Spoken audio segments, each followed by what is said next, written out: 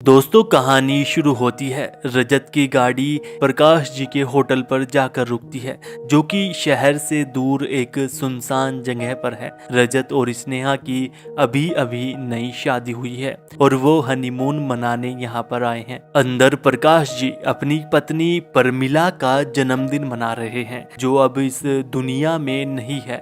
लेकिन प्रकाश जी आज भी अपनी पत्नी को बहुत याद करते हैं। रजत और स्नेहा अंदर होटल में आते हैं। प्रकाश जी उन्हें देखकर बहुत खुश होते हैं और आज मेरी पत्नी का जन्मदिन है, यह बोलकर उन्हें केक खिलाते हैं।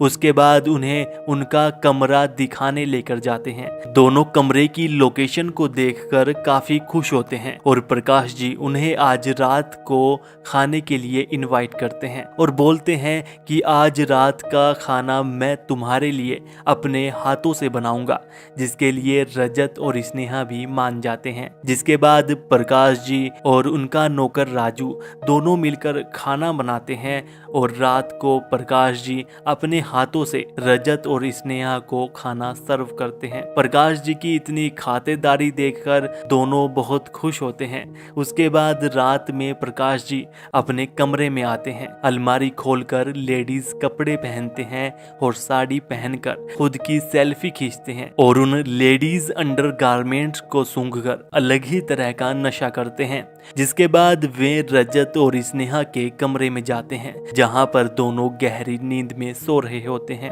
क्योंकि प्रकाश ने रात के खाने में नींद की दवाई मिलाई थी और जिसके कारण वे दोनों बेसुध हालत में होते हैं। और इसी का फायदा उठाते हुए प्रकाश स्नेहा के कपड़े उतारता है और उसके साथ दरिंदगी करता है। जिसके बाद काम खत्म करके प्रकाश अपने कमरे में जाता है और परमिला को याद करते हुए उसकी तस्वीर के आगे रोता रहता है। प्रकाश की जिंदगी इसी तरह बड़े ही मजे से कट रही थी। उसका हर बार का काम था, जब भी उसके होटल में कोई न्यू मैरिड कपल आता तो वह सबसे पहले तो अपनी पत्नी का जन्मदिन बोलकर उन्हें केक खिलाता, उनसे दोस्ती बढ़ाता और फिर उन्हें रात के खाने पर इनवाइट करता। खाने में नींद की दवाई डालकर उन्हें सुला देता और फिर महिला के साथ दरिंदगी करता। इस प्रकार वह बहुत सी महिलाओं को अपना शिकार बना चुका था। और एक दिन जब प्रकाश जी अपने होटल के गार्डन की सफाई कर रहे थे तो एक एलिना नाम की लड़की उनके होटल पर 15 दिन के लिए रहने आती है, क्योंकि वह लंदन से यहाँ पर कोई किताब लिखने आई थी। प्रकाश जी उसकी खूबसूरती को देखकर अंदर ही अंदर काफी खुश होते हैं और उसे 40% डिस्काउंट पर कमरा देने के लिए मान जाते हैं। जिसके बाद प्रकाश जी उससे बातें करके दोस्ती बढ़ाते हैं और फिर एलिना को रात के खाने पर इनवाइट करते हैं और फिर पुराने प्लान के मुताबिक प्रकाश जी उसके लिए खाना बनाते हैं और फिर खाने में नींद की दवाई मिलाकर एलिना को खिला देते हैं। फिर हर बार की तरह रात में प्रकाश जी एलिना के कमरे में आते हैं। एलिना बेसुध हालत में सोई रहती है और इसका फायदा उठाकर प्रकाश पहले तो एलिना के कपड़े उतारता है और फिर उसके साथ दरिंदगी करता है।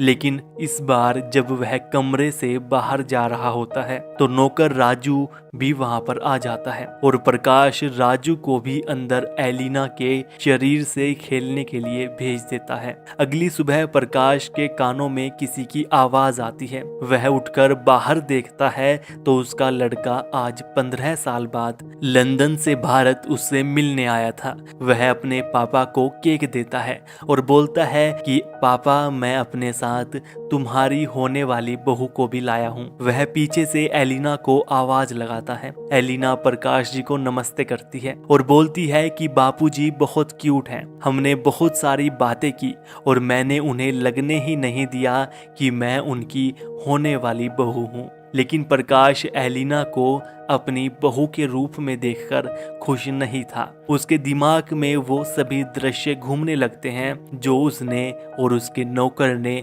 एलिना के साथ किए थे। वह केक वहीं पर गिराकर अपने कमरे की तरफ दौड़ता है। प्रकाश परमिला की तस्वीर देखता है और सोचता है कि मैंने ये क्या कर दिया। वह बहुत रिग्रेट फील करता है और अलमारी से अपनी रिवॉल्वर निकालकर खुद को गोली मार लेता है। गोली की आवाज सुनकर वे सभी अंदर की ओर जाते हैं और इस वेब सीरीज का यहीं पर एंड हो जाता है। यह web series games of Karma happy birthday के नाम से उल्लू ऐप पर अवेलेबल है, आप जाकर देख सकते हैं। और इस वेब सीरीज के संबंध में आपकी क्या राय है, हमें कमेंट करके ज़रूर बताइएगा। वीडियो को लाइक और शेयर करना मत भूलिएगा और चैनल पर नए आए हैं तो सब्सक्राइब करके बेल आइकन भी दबा लीजिएगा।